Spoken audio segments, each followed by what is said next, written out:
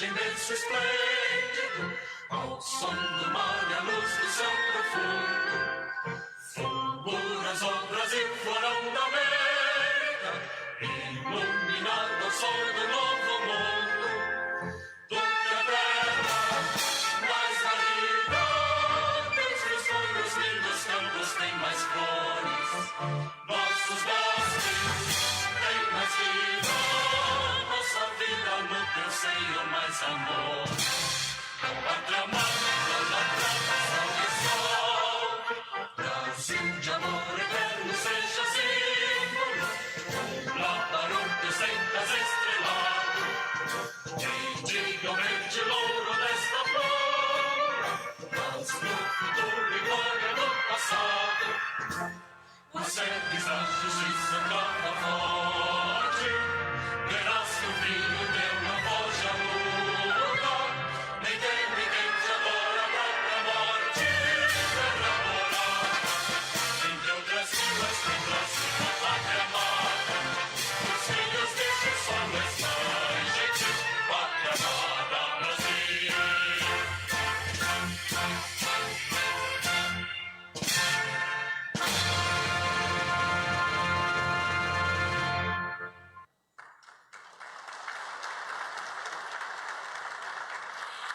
Fará uso da palavra o subchefe para assuntos jurídicos da Secretaria-Geral da Presidência da República, Pedro César Souza.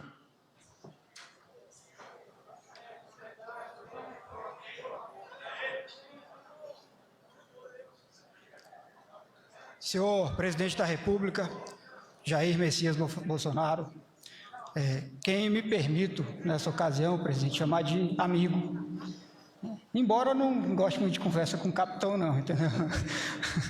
Senhora Michele Bolsonaro, digníssima primeira-dama, obrigado, dona Michele, pela consideração de sempre. Há muitos anos a gente tem uma convivência e sua consideração com a minha pessoa sempre foi do mais alto nível. Agradeço, muito obrigado. Senhor Vice-Presidente da República, General Hamilton Mourão, saudações rubro-negras, General. Amanhã calaremos a boca de muita gente. Senhor Presidente da Câmara dos Deputados, deputado Arthur Lira, desejo muito sucesso na nova missão, deputado. Senhor Ministro-Chefe da Casa Civil, General Braga Neto, a quem agradeço pela relação de confiança, lealdade, ajuda mútua em prol desse país. Muito obrigado, General. Muito obrigado. Senhor Ministro da Economia, professor Paulo Guedes, uma referência a todos nós que integramos esse governo. Senhor Ministro João Roma, que ora assume o Ministério da Cidadania, pasta de fundamental importância para o país, principalmente sua população mais carente. Muito grande a responsabilidade, muito sucesso, ministro João Roma. Ministro Onyx Lorenzoni, grande amigo, gaúcho, seja sempre bem-vindo. O senhor retorna ao Palácio do Planalto, seja sempre bem-vindo. Desde a Câmara dos Deputados, confiamos em um projeto quase que inacreditável, mas que era o único caminho para o nosso país. A gente sabe disso. Senhor Presidente do Banco Central, Roberto Campos Neto, é igual ao Flamengo, o melhor do mundo, né, presidente? Ministro Jorge Oliveira, meu amigo, meu irmão, ministro do Tribunal de Contas da União. Senhor Presidente dos Correios, General Floriano Peixoto. Senhor senador Davi Alcolumbre, representando o nosso Senado Federal.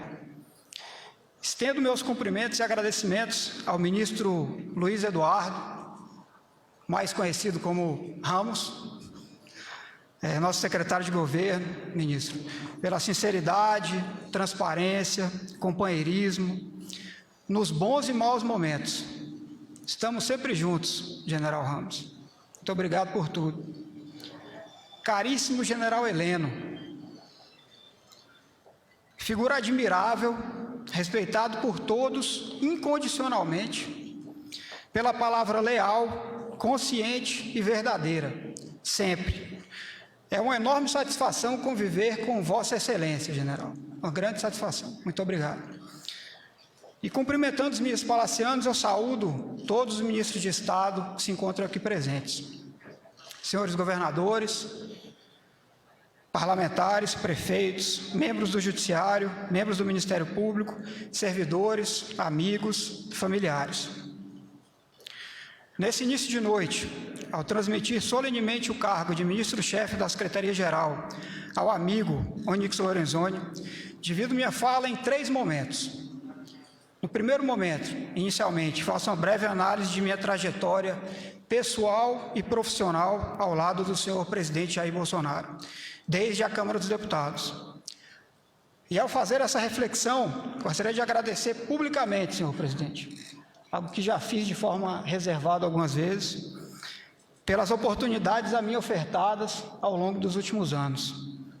Desde a lida diária, a labuta diária, no gabinete 482, do anexo 3, aquele bloco que ninguém quer, presidente Arthur Lira, a favela ali da Câmara dos Deputados, sempre me portei de forma discreta e técnica, assim como o faço hoje, buscando prestar o melhor assessoramento ao então deputado Bolsonaro. E sempre fui ouvido. Por mais contrária que fosse aos propósitos políticos e sentimentos do então deputado, nos limites do respeito recíproco e do dever de assessoria, a palavra dos secretários parlamentares, assessores parlamentares, sempre teve espaço e foi respeitada. Os assessores sempre foram ouvidos, por mais que se diga o contrário.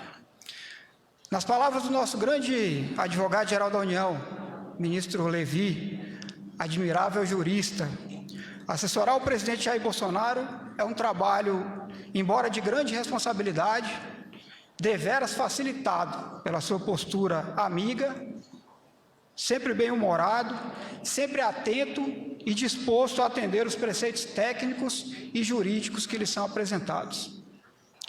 Pela confiança depositada ao longo desses anos, senhor presidente, eu agradeço. Conte sempre com minha lealdade, minha amizade e meu trabalho pelo nosso Brasil. Dito isso, falo um pouco sobre a Secretaria-Geral, que tive a nobre satisfação de chefiar interinamente, com muita honra, do dia 31 de dezembro até hoje. São 40 dias que já estão no currículo, professor Jorge Oliveira. Já estão no currículo. Na verdade, e em resumo, essa é uma transmissão de cargo, de fato, do ministro Jorge Oliveira ao nosso amigo ministro Onyx. E por isso venho aqui desprovido de qualquer mérito nessa caminhada de sucesso do Ministério, principalmente ao longo dos últimos 2 anos. Ministro Onyx, o senhor assume uma pasta estrategicamente consolidada, com estrutura e funcionamento de excelência e com objetivos estratégicos bem definidos, dentre os quais podemos destacar o aperfeiçoamento das ações voltadas ao estímulo do comportamento ético, por meio da Secretaria de Controle Interno, nossa CISET, sob o comando do amigo Edson Teles, não sei se o Edson está aí, a quem agradeço pelo profissionalismo e pelo interesse em bem servir. A implementação da Política Nacional de Modernização do Estado, por meio da Secretaria Especial de Modernização do Estado, que interage com atores diversos no dia a dia, visando a união de esforços em prol da modernização do Estado brasileiro. Trabalho realizado com excelência até o último dia 19, pelo exemplo de profissional que é o nosso senhor José Ricardo Veiga. Sucesso também ao secretário nomeado Sérgio Queiroz. Terceiro ponto, busca da universalização do acesso aos atos oficiais por meio da imprensa nacional, dirigida desde 29 de setembro de 2020 pelo amigo Ariosto Culau, que trouxe inovações tanto nas áreas administrativas quanto na área de TI, Tecnologia da Informação. Desejo sucesso ao amigo Ariosto na nobre missão de preservar a história dessa estrutura centenária e garantir a qualidade exigida nos tempos modernos. Aperfeiçoamento da gestão administrativa da Presidência da República, por meio da SA, missão nobre e sensível, desempenhada com desenvoltura pelo inoxidável Dr. Antônio Carlos Futuro, grande amigo, que retorna à frente da Secretaria Especial de Administração. Desejo muito sucesso, doutor Antônio Carlos. Garantia da segurança jurídica dos atos do Presidente da República por meio da Subchefia para Assuntos Jurídicos. Não sei por qual motivo, mas eu considero ser a estrutura mais importante da Secretaria-Geral. Inclusive, hoje, o senhor presidente sanciona o PLP 19 de 2019, que trata da autonomia do Banco Central, projeto detalhado no âmbito da Subchefia para Assuntos Jurídicos, desde sua gênese e hoje em sua fase final, sanção e publicação. Em outra vertente,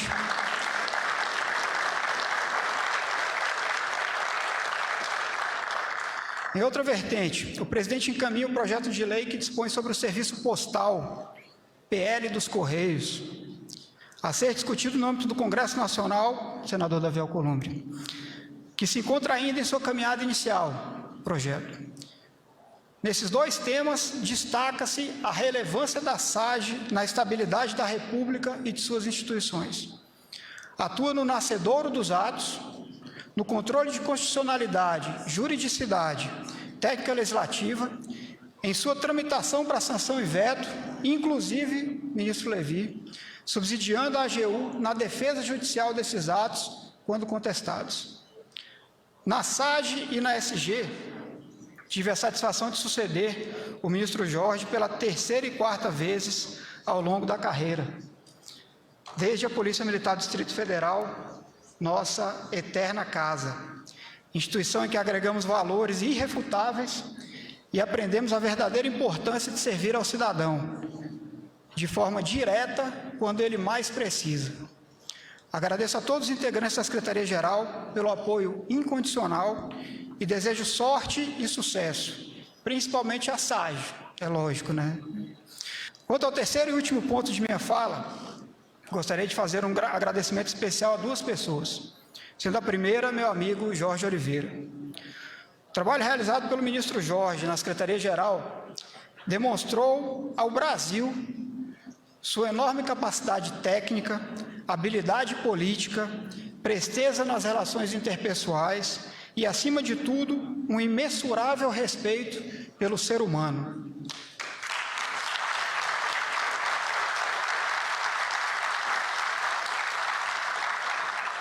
Ao longo de sua vida, nosso ministro Jorge Oliveira se destacou em várias áreas.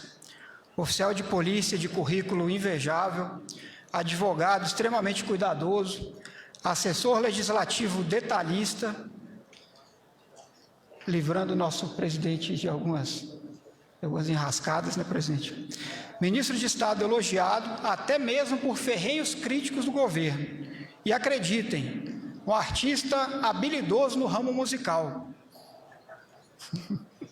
Por essas razões, tornou-se ídolo de muitas pessoas, dentre as quais eu me incluo. Tornou-se ídolo também de alguém muito importante, de seu pai, Dr. Jorge Francisco, segunda pessoa a quem dirijo minha homenagem em memória.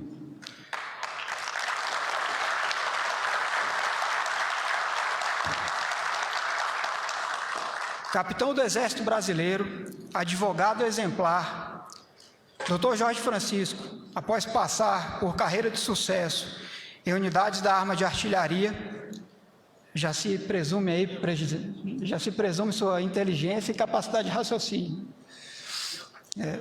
Serviu também na assessoria parlamentar e na presidência da República e foi convidado em 2003, já na reserva, a chefiar o gabinete do então deputado Jair Bolsonaro, função que desempenhou com maestria até o dia 1º de abril de 2018, data de seu falecimento. Exemplo de profissional, amigo, pai, filho, irmão e, para bem completar, um fanático flamenguista. Pessoa fundamental para o sucesso de nosso presidente, tenho certeza disso. Pelo assessoramento de qualidade, quando os apoiadores eram escassos, pela palavra amiga em momentos difíceis e pela sempre forte amizade incondicional. Nossos agradecimentos ao Dr. Jorge Francisco, eterno amigo.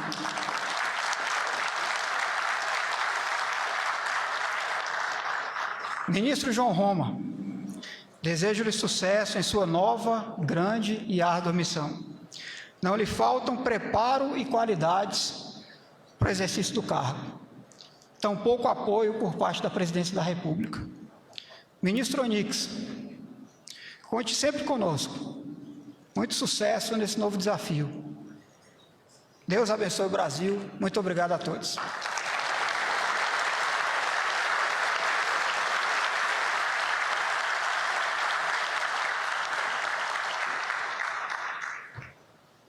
Neste momento, o presidente da República entrega presente ao ministro Jorge de Oliveira, do Tribunal de Contas da União.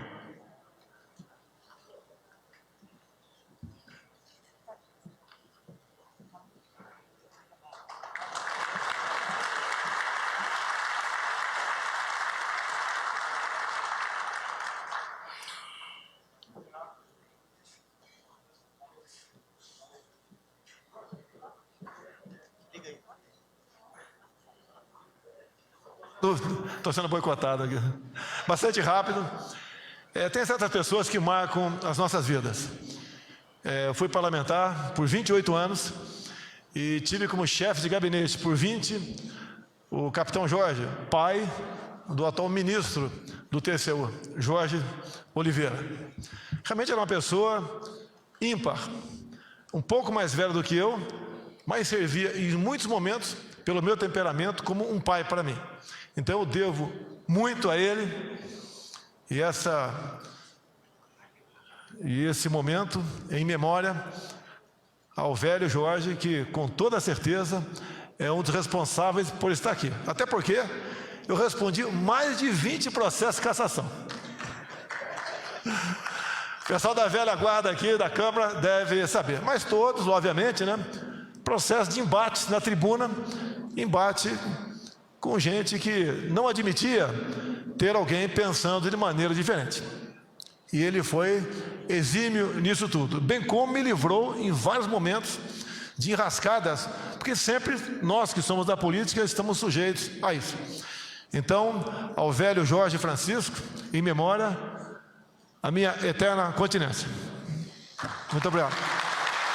A seguir, convidamos o presidente da República a assinar o termo de posse do senhor Onix Lorenzoni como ministro de Estado-chefe da Secretaria-Geral da Presidência da República.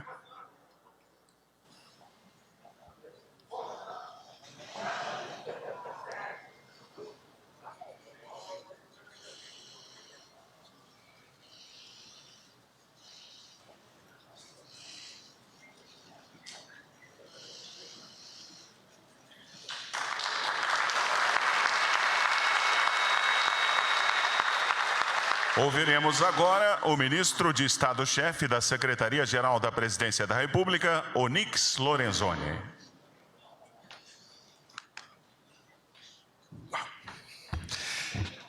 Boa noite a todos. Começo saudando o presidente Jair Messias Bolsonaro e agradecendo mais uma vez pela reiterada confiança. Saudar a primeira-dama do Brasil, honra e orgulho para o nosso país e para as nossas famílias, Michele Bolsonaro. Ao vice-presidente da República, Hamilton Mourão. Ao presidente da Câmara, meu colega deputado Arthur Lira, com muita alegria tê-lo aqui. Saudar a todos os senadores, na figura do amigo e sempre presidente do Senado Federal, Davi Alcolumbre. Ao meu companheiro de muitas lutas, de antes e daqui para frente, nosso general Braga Neto, nosso comandante da Casa Civil e de todos os ministros. Ao novo ministro da Cidadania, João Roma, talentoso, preparado e que vai dar uma grande resposta ao Brasil. E eu quero agradecer ao Partido Republicano do Brasil pela unanimidade na indicação e na escolha do futuro ministro da Cidadania. Muito obrigado em nome do Brasil. Ao ministro Paulo Guedes, companheiro desde o início da jornada. Ao presidente do Banco Central do Brasil, daqui poucos minutos independente, para o bem do Brasil, dos investidores e principalmente para a segurança do Brasil. Ao ministro da Secretaria-Geral da Presidência, que me antecedeu e que, para minha honra, tranquilidade e segurança do presidente do Brasil, continua comandando a nossa SAGE, ministro Jorge. Eu quero fazer uma referência extremamente importante. O ministro Jorge é dessas figuras, e dentro do governo ele comprovou isso, indispensável. Pelo seu talento, pelo seu equilíbrio, pela sua capacidade, e hoje está no Tribunal de Contas da União, numa posição fundamental para a estabilidade do Brasil e para que nós tenhamos tranquilidade nos próximos anos e nas próximas décadas. Ministro Jorge, é uma honra lhe ter na cota dos meus amigos pessoais. A minha homenagem ao senhor. Ao outro ministro, hoje presidindo os Correios, ministro Floriano Peixoto. Fica aqui, ministro e presidente dos Correios, também a minha gratidão, sobre todo o esforço, o trabalho feito, a qualidade do trabalho de Vossa Excelência. Ao governador do Distrito Federal, Ibanez Rocha, e lhe homenageio no nome de uma eleitora sua, que é a minha esposa Denise, que está aqui, e da minha família, todos votaram para que o senhor estivesse onde está hoje, comandando a bela Brasília. Ao vice-governador Paco Brito, ao amigo governador Cláudio Castro, do Rio de Janeiro, também a honra de ter aqui, ao meu colega de partido e amigo governador Mauro Carlesi, de Tocantins, aos senadores todos presentes, como eu já referi, aos meus amigos e irmãos deputados federais e deputadas federais, aos meus filhos que estão todos aqui, estou muito orgulhoso e honrado de tê-los aqui. E eu queria ser muito breve nessa fase aonde nós apresentamos aqui, presidente. Em primeiro lugar, eu queria agradecer a todos os servidores do Ministério da Cidadania. Ministro João Roma, o senhor vai ter uma equipe afinada, qualificada, com condições de fazer com que definitivamente a assistência social no Brasil ela seja uma realidade, o que é mais importante, com e através de programas como Bolsa Família e o Criança Feliz, ele possa ser uma rampa em busca da liberdade e da prosperidade das famílias brasileiras. Eu tenho certeza que essa equipe vai lhe dar todo o suporte para fazer isso. Quero lembrar aqui, também numa homenagem ao presidente da Caixa, o presidente Pedro, que 6 dias depois da sanção do auxílio emergencial, presidente, que o senhor fez 6 dias depois, 6,5 milhões de brasileiros e brasileiras estavam recebendo, senador Fernando, a primeira parcela do auxílio emergencial. Chegamos a 58 milhões de brasileiros, mais de 58, que impactou em 125 milhões de brasileiros. O ministro João Roma vai agora herdar um cadastro único verdadeiro, porque nem no cadastro único, aquela gente, presidente, que governou o Brasil e para a felicidade nossa foi ao segundo turno e o senhor e a verdade derrotaram, aquela gente também mentiu no cadastro único. Era algo absolutamente falho. E hoje nós temos 127 milhões de pessoas no cadastro único, com CPF, georreferenciados, com condição de dar suporte, ministro Braga Neto, a todas as políticas públicas do governo federal. O que é importante dizer é que daqui a alguns poucos minutos vai haver a assinatura da independência do Banco Central do Brasil, e isso, ministro Paulo Guedes, estava no programa de governo do Caminho da Prosperidade. Estava lá 2 pilares fundamentais: a austeridade fiscal e a independência do Banco Central do Brasil, para que o Brasil pudesse se ombrear com as mais importantes nações do mundo. Assim como estava lá a reforma da Previdência, presidente, que foi feita. Estava lá os ministérios sem ter porteira fechada. E isso se continua no 23º mês de governo. Estava lá o respeito ao direito à legítima defesa. Eu lembro, presidente, na Câmara dos Deputados, no Congresso Nacional, éramos pouco mais de 15. que defendiam galhardamente o direito à legítima defesa, que depois no referendo foi referendado por milhões e milhões de brasileiros. Recuperamos o ministro Paulo Guedes. Nos 2 primeiros anos, a retomada da confiança interna e externa que estava no nosso plano de governo. Só no PPI tivemos mais de 550 bilhões de investimentos no Brasil. Assim como no primeiro ano mais de 1 milhão de empregos novos gerados. E no ano da pandemia, o ano mais difícil, nós tivemos um CAGED positivo na geração de emprego do Brasil. Entregamos, senhor presidente, milhares de obras, porque eles também mentiram. Secretário Barreto, a quem homenageio nesse momento pelo extraordinário trabalho feito no Ministério da Cidadania, quando criaram o PAC, a imprensa engajada incensou o PAC. Sabe o que eles faziam, deputado Hélio? Eles inauguravam placa. Nós herdamos, presidente, 30 mil obras inacabadas. E nós, no primeiro e no segundo ano, nos esmeramos para entregar milhares de obras. Esse não é um governo que mente, esse é um governo que se assenta sobre a verdade. E é importante lembrar, presidente, o fim do desperdício e o fim da corrupção. Estamos no 23º mês, ministro André, ministro Levi, sem nenhum caso de corrupção no governo do presidente Jair Messias Bolsonaro. Eu vejo aqui o senador Jorginho Melo e quero lembrar, senador, em 2017, nós fizemos um almoço, Eduardo, com 5 pessoas.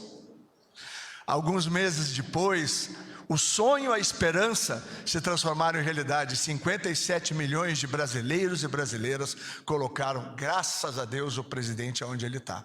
Muito obrigado, Jorginho. Tu foi um dos que acreditou lá no primeiro momento. Queria concluir, presidente, dizendo que o retorno ao Palácio do Planalto será com a mesma garra de sempre. Quem conhece a minha história sabe que foram muitos anos de luta contra o estrago que a esquerda fez no nosso país. Tenho orgulho de fazer parte dessa transformação. Orgulho em fazer parte desse time. E não importa, presidente, o número da camiseta que qualquer um de nós vista. Sabe por quê? Porque nós temos um propósito. Um propósito que, sob a sua liderança, foi difundido em todo o Brasil, de transformar verdadeiramente o Brasil de um país gigante, mas numa grande nação. E eu trouxe aqui, presidente, e encerro com isso, dona Michele vai lembrar, essas folhas aqui, foi o discurso que nós preparamos, Seif, junto com o presidente, com o Paulo Guedes, e que foi lido no dia 28 de outubro, após a proclamação da vitória em segundo turno, na frente da casa, lá na Barra, no Rio de Janeiro. Presidente, por que eu trouxe? Eu guardei isso com muito carinho, está tudo meio amassado, cheio de marcações aqui, mas o importante, presidente, é para que as pessoas vejam que esse governo, ele é primeiro coerente, segundo, o presidente, o governo é leal com seus compromissos com o povo brasileiro, porque está aí mais um sendo cumprido agora, Roberto, com a independência do Banco Central. E eu vou lembrar aqui, presidente, poucas frases, porque nós nesse 23º mês de governo, este é o nosso farol, o farol do discurso que o presidente proclamou no dia 28 de outubro. Nunca estive sozinho, sempre senti a presença de Deus e a força do povo brasileiro. Deus sempre esteve presente no nosso governo, porque Ele está no seu coração. E eu já disse e repito, assim como Deus escolheu o Daniel para governar Israel, e foi o maior rei que já esteve sobre a face da terra, e Deus escolhe Daniel pelo coração que Daniel tinha. Davi, perdão, desculpe. Pelo coração que Davi tinha. Presidente, eu não tenho nenhuma dúvida, e sei que o delegado Éder Mauro, que o Jorginho, que todos nós sabemos que Deus lhe escolheu pelo coração que o senhor tem. E é o coração que conseguiu conectar com o povo brasileiro, Eduardo, a partir da verdade, porque o Brasil estava cansado da mentira. Governos, presidentes que usavam luvas de pelica, que usavam de um populismo exacerbado, que desprezavam os dinheiros públicos, bancando uma imprensa que se acostumou a ser paga para poder propagar mentiras. A verdade foi entrando no coração de cada brasileiro, e é ela, presidente, que nos conduz. E lá, em 20 de outubro de 2018, o senhor disse: a verdade foi o farol que me guiou até aqui, e que vai seguir iluminando o nosso caminho. Quero lembrar, ministro Paulo Guedes, de que quando relíamos, o ministro botou com a sua própria letra aqui, ó: governaremos com os olhos nas futuras gerações e não nas próximas eleições. E é exatamente isso, general Floriano, que esse governo vem fazendo ao longo desses anos todos. E o senhor terminou dizendo, presidente, que é com essa mesma convicção que afirmo: ofereceremos a todos os brasileiros e brasileiras um governo decente, que trabalhará verdadeiramente para todos. Somos um grande país, vamos juntos transformar esse país em uma grande nação, mas uma grande nação que seja livre e viva a liberdade, que seja democrática e viva a democracia, que seja próspera.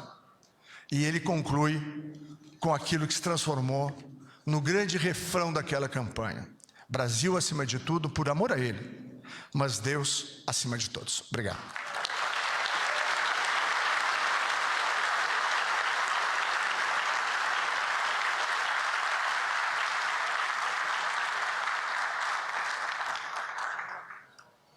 Neste momento, convidamos o presidente da República a assinar o termo de posse do senhor João Roma como ministro de Estado da Cidadania.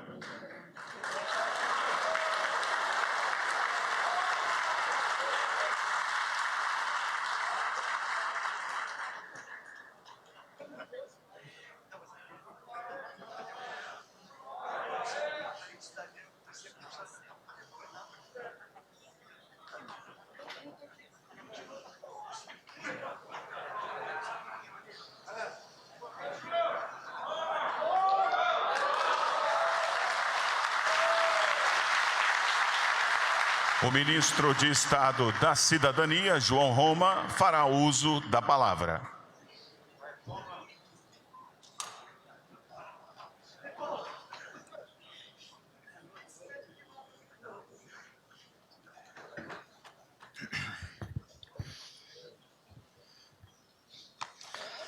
Senhor presidente Bolsonaro, colegas do Ministério, presidente do Congresso Nacional, na pessoa do meu querido amigo Davi Alcolumbre, presidente da minha casa, a Câmara dos Deputados, a Casa do Povo Brasileiro, onde legitimamente lá falamos por eles, senhor Arthur Lira, representantes do Judiciário, das Forças Armadas, prefeitos, que muito me honram com o esforço de suas presenças. Demais autoridades aqui presentes, meus amigos, equipe 1025, meus familiares, cidadãs e cidadãos do meu Brasil. Aceitei a convocação do presidente Jair Bolsonaro, a quem agradeço a confiança desde já, e estou muito honrado com o total respaldo do meu partido, o Republicanos, o qual agradeço na pessoa de nosso presidente, o deputado federal Marcos Pereira, que demonstrou a imensa estatura como homem público em todos os processos que vivemos lado a lado. Estou ciente do desafio que é enfrentar as desigualdades num país imenso e plural como o nosso. Uma missão essencial e que deve pautar a vida de todo homem público. A vida pública é construída passo a passo, exigindo de nós sacrifício e dedicação.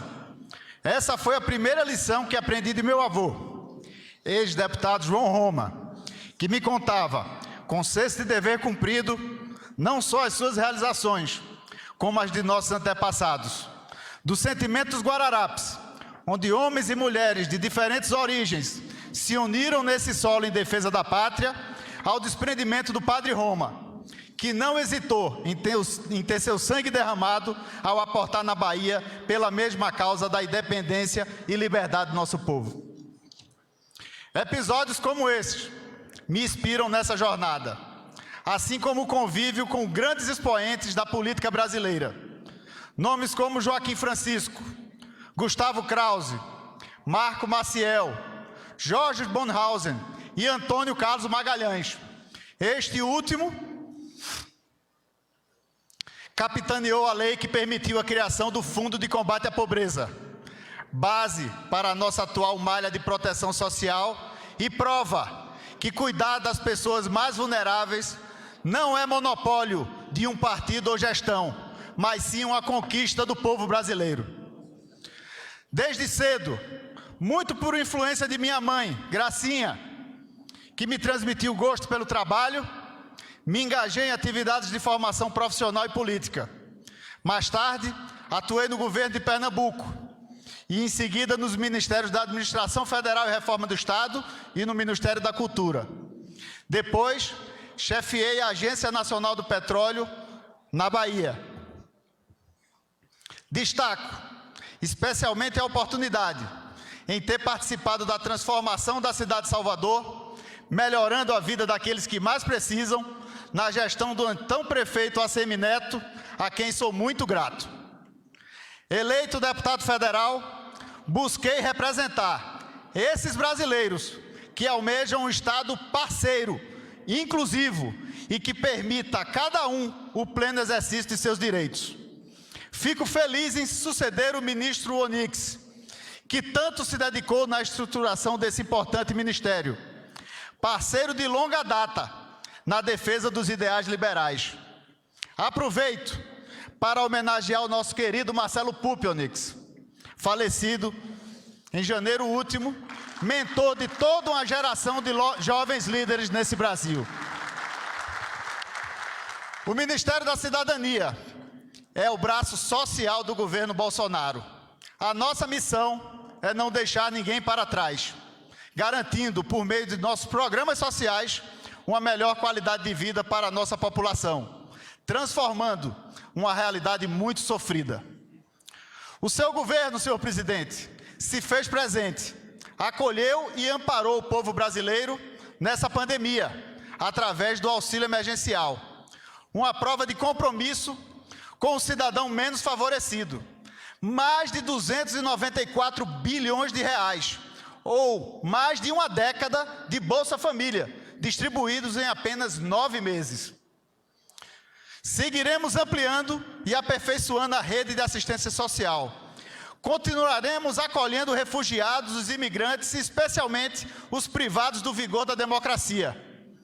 E teremos um olhar atento para o esporte, como um dos promotores e pilares da cidadania. Nossos avanços serão construídos com responsabilidade, pois, como lhe disse descendo aquela rampa, ministro Paulo Guedes, a área social e a área econômica são duas faces de uma mesma moeda. Cidadania é levar o Brasil para cada brasileiro e seguir aspirando a compartilhar o melhor com todos os patrícios. De mim, vocês podem esperar seguir em frente, com a grandeza deste trabalho já em curso, avançar, buscar fazer mais e honrar a promessa de não deixar ninguém desamparado, com senso de urgência, sensibilidade, responsabilidade e muito diálogo, coisa que aprendi e que fiz valer na Câmara dos Deputados. Agradeço a todos pelo apoio, em especial a minha família, a meu filho Joãozinho, a Clarice, a minha esposa Roberta, aqui presente, fundamental para a minha chegada até aqui. Aliás, conto com todos vocês nessa importante caminhada. Essa é a nossa tarefa. Que Deus nos ilumine nessa missão. Mãos à obra. Obrigado.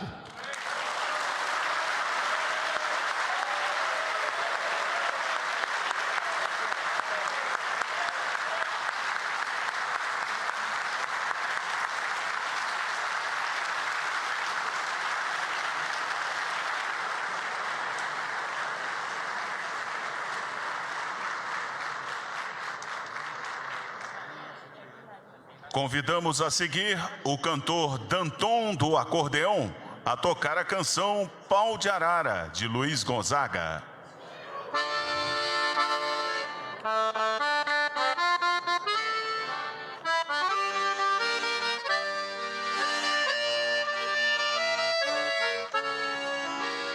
Quando eu vim do sertão, seu moço, no meu bodocó, a maleta era o saquio, cadeado era o nó. Só trazia coragem a cara, viajando num pau de arara. Eu penei, mas aqui cheguei. Eu penei, mas aqui cheguei. Trouxe a sanfona no matulão, trouxe o zabumba no matulão, trouxe o triângulo dentro do matulão. Xote, maracatu e baião, tudo isso eu trouxe no meu matulão. Quando eu vim do sertão, seu moço, no meu bodocó, a maleta era o saquio, o cadeado era o nó. Só trazia coragem a cara, viajando num pau de arara. Eu penei, mas aqui cheguei. Eu penei, mas a ministro cheguei. Valeu, obrigado, hein? Valeu.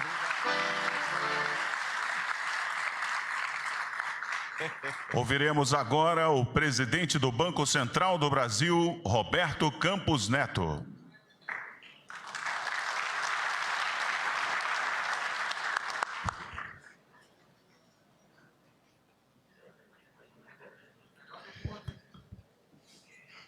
Boa noite. Depois desse espetáculo todo, na verdade, eu não sei o que falar. Posso começar dizendo que mesmo que eu treinasse muito, eu jamais faria um discurso tão empolgado como o ministro Onyx. Também lembro do meu vizinho de reunião de ministros, general Heleno, e sei que está passando na cabeça dele agora, será que ele vai repetir a nominata toda de novo? Então, não, eu não vou. Queria cumprimentar o senhor presidente da República, Jair Bolsonaro, muito obrigado pela confiança. Primeira-dama, Michele Bolsonaro, vice-presidente Mourão. Queria cumprimentar o presidente da Câmara, Arthur Lira, muito obrigado por todo o apoio. Estendo meus cumprimentos a todos os deputados. Queria cumprimentar o senador Davi Alcolumbre, que começou nessa luta junto com a gente pela autonomia. Estender meu cumprimento a todos os senadores. Queria cumprimentar ao ministro Paulo Guedes, por toda a ajuda, agradecer por toda a ajuda e todo o apoio, estender o cumprimento a todos os ministros. Eu acho que as pessoas que estão fora do governo não têm a percepção de o quão unido é o grupo de ministros que nós temos e o quão frutífero é o debate. Então, vamos falar um pouco de Banco Central aqui.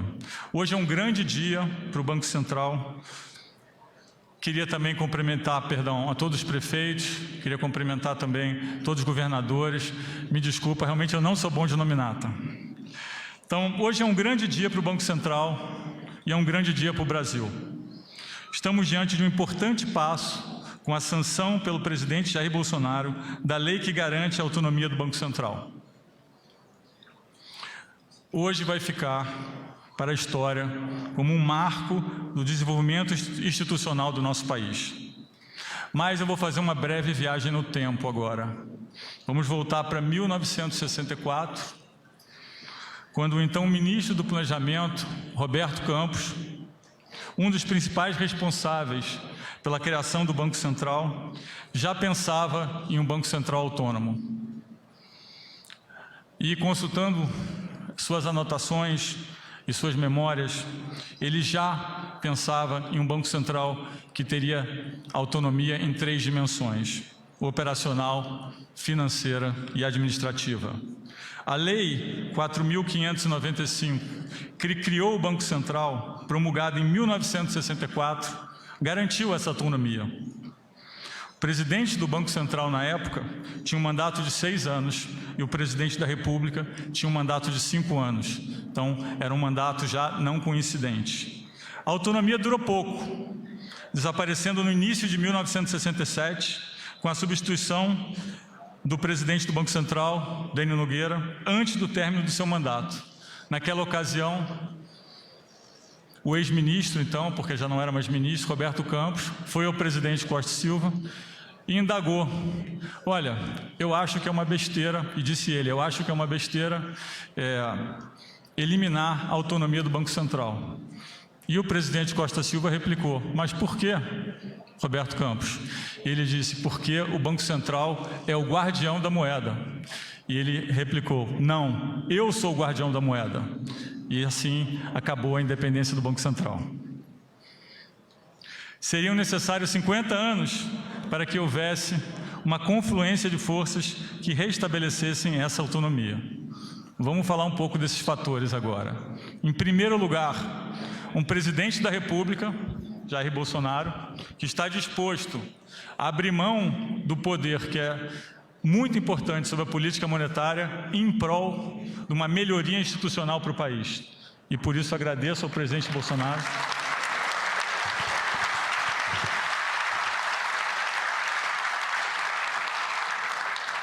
Segundo fator, um ministro da Economia que está disposto a abrir mão do Banco Central ser umbilicalmente ligado ao Ministério da Economia para ter uma vida própria. Vale lembrar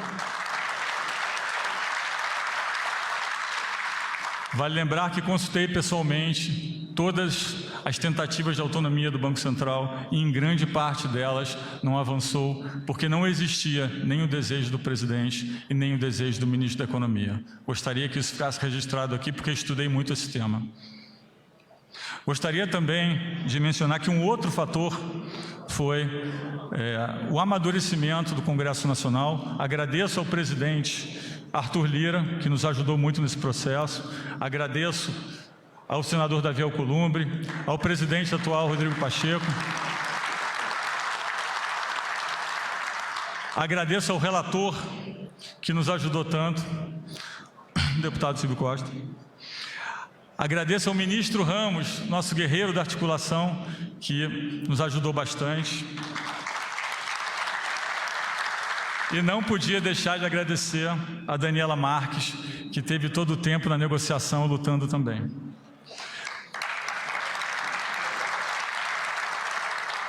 Por último, esse avanço também é resultado do amadurecimento institucional, que contou com o trabalho de dirigentes que me antecederam. E eu agradeço a eles também. E a todo o quadro de funcionários do Banco Central. Muito obrigado a todos. No decorrer desse processo, os benefícios foram ficando claros. O projeto amadureceu, a sociedade amadureceu. A evidência empírica mostra que países que têm Banco Central mais autônomo têm inflação mais baixa. Não só tem inflação mais baixa, como tem uma menor variável da inflação. A inflação varia menos. Ressalto que a inflação foi o imposto mais perverso da história brasileira. As pessoas de renda mais baixa não têm como se defender. Enquanto isso, o sistema financeiro criou variados mecanismos para proteger o rendimento dos que têm renda mais alta. Isso culminou, inclusive, com o sistema financeiro brasileiro sendo um dos mais preparados para a inflação no mundo. No sistema de meta de inflação, com autonomia, é essencial para garantir que a sociedade esteja protegida dos malefícios da inflação. Evidências também mostram que a maior autonomia contribui para um sistema financeiro nacional mais estável e melhor alocação de recursos. Ao confirmar a autonomia, a credibilidade que se ganha permite juros estruturais menores e política monetária mais estável. Ou seja, a mudança trará benefícios para toda a sociedade. Importante destacar que a estabilidade de preço continua sendo o objetivo principal e fundamental do Banco Central. A estabilidade de preço é um ingrediente fundamental para o crescimento sustentável e para a geração de empregos. Sem prejuízo desse objetivo principal, também é importante zelar pela eficiência do sistema financeiro nacional, suavizando os ciclos econômicos e fomentando o emprego. Das três dimensões que mencionei no começo, operacional, administrativa e financeira, hoje celebramos a autonomia operacional. A autonomia operacional diz respeito à liberdade para a utilização dos instrumentos para cumprimento dos objetivos do Conselho Monetário Nacional. Importante falar que a lei estabelece um equilíbrio de forças. Presidentes e diretores do Banco Central terão mandatos não coincidentes com o presidente da República, separando assim o ciclo da política monetária do ciclo político, que nem sempre tem prazos coincidentes. O presidente do Banco Central também passa a ter mandato não coincidente com os diretores. Isso garante a preservação da boa governança. Portanto, a autonomia não significa liberdade total, e sim um equilíbrio de forças. Isto nos coloca em linha com as melhores práticas internacionais e facilita o nosso trânsito no mundo internacional, inclusive nos ajudando a entrar na OCDE. Além disso, a autonomia exigirá maior transparência da instituição, alcançada em lei por um conjunto de instrumentos. Dentre eles, o presidente do Banco Central se apresenta ao Senado semestralmente, relatórios de inflação e de estabilidade financeira, publicação de comunicados e atas das reuniões mais importantes do Banco Central e, por fim, realização de audiências públicas para prestar contas à sociedade e às autoridades. Senhoras e senhores, estamos diante de um marco histórico em termos de aprimoramento institucional. Estamos prontos para consolidar os ganhos alcançados nos últimos anos em estabilidade de preço e da estabilidade do sistema financeiro nacional e abrir espaço para novos avanços que o país tanto precisa. A autonomia legal também complementa a agenda de reformas no sistema financeiro nacional, onde tivemos importantes avanços nos últimos 2 anos. O que nós buscamos é competição, eficiência, transparência e inclusão financeira. O Banco Central Autônomo vai buscar a democratização do sistema financeiro. Muito obrigado.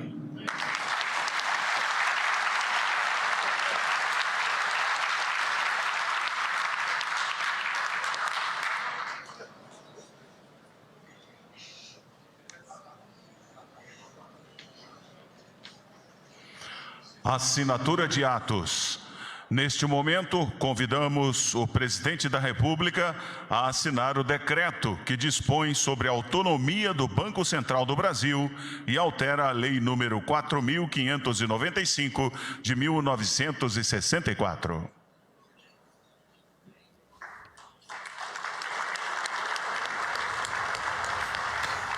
A lei que o presidente Jair Bolsonaro sanciona neste momento estabelece mandatos do presidente e diretores do Banco Central de forma a não coincidir com o mandato de presidente da República. De Serviços Postais.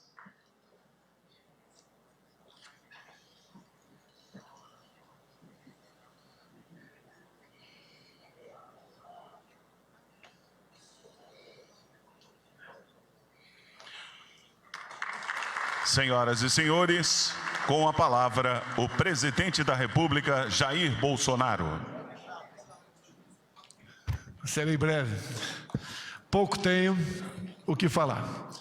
Mas, primeiramente, quis dizer a vocês, quis Deus que eu estivesse aqui. Não existe um manual para ser presidente da República. O próprio exercício da mesma é a sua escola. E nós só conseguimos, entendo eu, ter um bom governo se confiarmos nas pessoas. A lealdade não é de vocês para mim, é de mim para vocês também.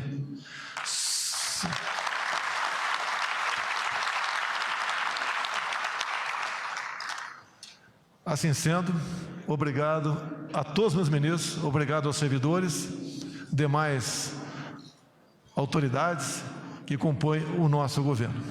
Dizer rapidamente ao prezado Onix, que é o terceiro ministério que ele ocupa. Ele foi o primeiro parlamentar que acreditou lá atrás que nós poderíamos chegar à presidência e fazer um bom mandato. Assim como agradeço a Luiz Eduardo Ramos, um dos primeiros militares de alta patente que acreditaram na possibilidade de nós chegarmos à presidência. Jovem João Roma, obrigado por aceitar o convite. É uma missão também do seu partido. Agradeço o Marcos Pereira por cedê-lo a vir trabalhar conosco. Hoje mesmo pela manhã, você teve uma missão conosco, no Acre, um estado há poucos dias abatido por uma calamidade pública.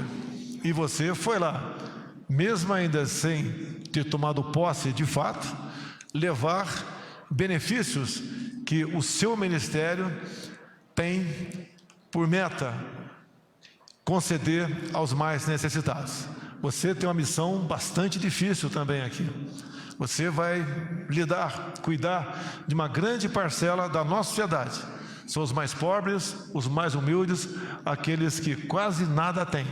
Então, pelas suas mãos, pela sua competência, pela sua bondade, você, tenho certeza, juntamente com o Paulo Guedes, saberá tocar essa política para sempre. O nosso ministro da Economia tem coração, pode ter certeza disso.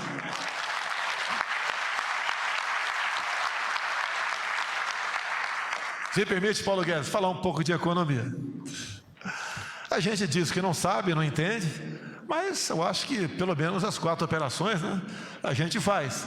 Assim eu sou perto do Paulo Guedes. Não ouso falar em integral ou qualquer outra equação matemática. Mas o Paulo Guedes é uma âncora para o nosso governo. Logicamente, nós passamos de governos que gastavam muito, que não tinham tanta responsabilidade com o seu dinheiro, e nós passamos para quase uma austeridade absoluta. Logicamente, aos poucos, nós vamos nos adequando. Nós precisamos um do outro. Ele precisa demonstrar para o mercado e para a população que tem responsabilidade fiscal. A autonomia do Banco Central veio lá de trás, não foi durante o governo. E só não aprovamos há mais tempo, porque outras pautas mais importantes apareceram, bem como a questão do vírus que atrapalhou não só o Brasil, mas o mundo todo. E nós estamos, juntamente com os irmãos da Câmara e do Senado, vencendo esse obstáculo. E temos aqui o Roberto Campos, que, a partir de agora, integra um Banco Central independente. E dizer que só sancionei porque confio em sua capacidade, confio em sua honestidade. Conheci, Roberto, o seu avô, enquanto deputado federal, nos idos anos 90. Uma excelente pessoa. Privilegiado fui eu de ter pessoas como seu avô, integrando a Câmara dos Deputados naquela época. Sempre um pouco a gente aprende dessas boas pessoas que convivem conosco. Se o Banco Central nasceu com Castelo Branco, ele agora se imortalizou com Jair Bolsonaro.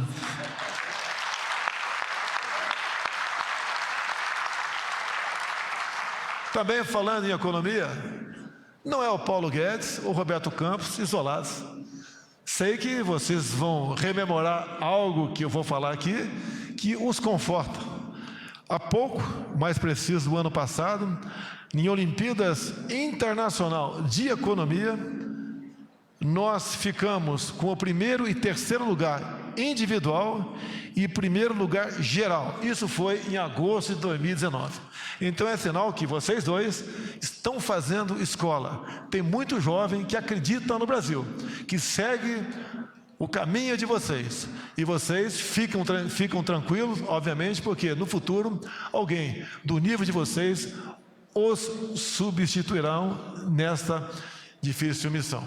E encerrando, prezado pastor Milton, até em casa a gente pensa em não abrir poder, né, dona Tereza? Por muitas vezes vocês querem mandar mais do que nós mais do que eu, né, dona Michele? Se lá se debate pelo poder, aqui no governo também. Não faltaram pessoas para falar comigo lá atrás, prezado comandante Pujol, que comanda o nosso exército brasileiro, para não abrir mão de poder.